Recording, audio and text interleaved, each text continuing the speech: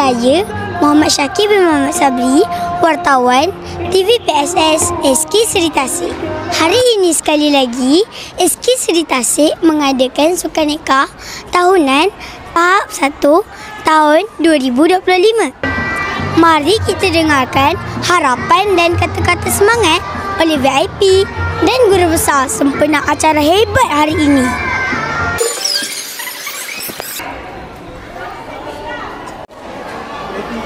Assalamualaikum Puan. Salam. Apakah harapan Puan untuk acara hari ini? Okey, harapan saya untuk acara hari ini semoga berjalan dengan lancar, dengan keadaan suasana yang baik, tiada kata tak ada hujan apa. Okey, dan sambutan daripada ibu bapa yang sangat baik. Terima kasih.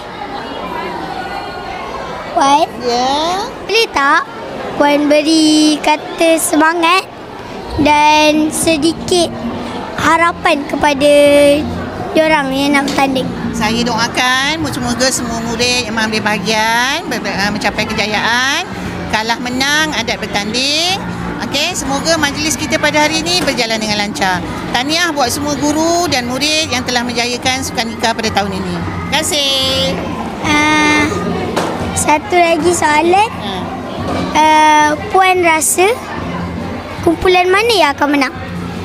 Kumpulan mana yang menang? Kita tunggu. Puan rasa kumpulan mana yang akan menang pada hari ini? Okey, kita tengok siapa yang akan menang. Okey? Terima kasih Puan. Itu saja. Saja boleh tak bagi kata-kata semangat untuk diorang yang nak bertanding? Boleh. Okey, sempena Hari Sukan dan Belia pada hari ini, semoga semua murid-murid SK Seri Tasik dapat membuat aktiviti sukan dan beriadah dengan penuh semangat, ya, dan juga dapat memberi komitmen dalam bidang sukan dan juga terus maju jaya dalam bidang sukan. Dan juga saya berharap saya sebagai PPS di sekolah Seri Tasik agar keselamatan sentiasa dijaga di kawasan sekolah. Okey, terima kasih. Tuan rasa kumpulan mana yang akan menang? Agak-agak kumpulan mana yang akan menang? Agak-agak contoh macam saya pakai baju ni. Warna apa? Saya pakai baju ni warna apa? Hijau. Berkemungkinan warna hijau.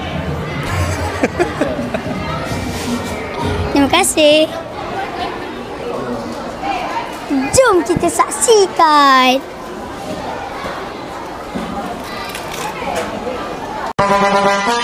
Dame un guerra. ¿Un qué? Un guerra. ¿Un qué? ¿Un qué? Un guerra. ¿Un qué? Un guerra. ¿Un qué? ¿Un qué? Un guerra. ¿Un qué?